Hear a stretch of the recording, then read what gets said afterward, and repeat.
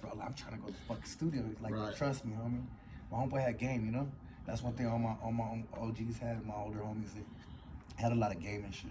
And it seems like that comes from like you said, you always hung out with older cats because of your brother and sister. They're always kind of partying. You were there with them. Yup. So just automatically you getting to meet the older people and just rolling with different circles, right? Yeah, they were from a different generation. So my brother and sister used to party a lot when we lived in La Puente.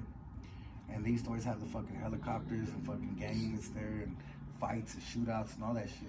But by the time they turned 18 and they were out of the house, I was like, it was a whole different crowd. We had moved different cities, so I had a whole different crew of people. You know what I'm saying? Yeah. Hey, talk about like the first single that you made was Mr. Capone that kind of blew you up. My first single that actually or the first charted, album. My first album was I signed a High Power, and it was called Criminal Mentality. And then I didn't have a single that actually came out and did something like. I had a couple singles that were on the radio and did pretty well, BDS and charted. But my one that really, really did well around the nation was my first song, Nate Dogg and Capone, Mami Mira. I definitely want to talk about that because, I mean, if I was ever a rapper, I would definitely have fucking Nate Dogg on at least a song if I could get him on two. And like, were the brothers and Mexicans cool back then? Because how did all that happen? I mean, gang shit's going on, you know? You know what? I'm gonna say it like this. I'm a gangster, right? Mm-hmm. I'm a man first. But I'm a G. Like, if you claim me a G, what's a G? You're gonna do whatever the fuck you want, right? Right. You don't play by the rules, right? Right. Obviously you follow certain suits and shit, right? But as a G, like, I have the mentality of, like, I know that I'm gonna not do nothing wrong, so can't nobody tell me I can't do shit.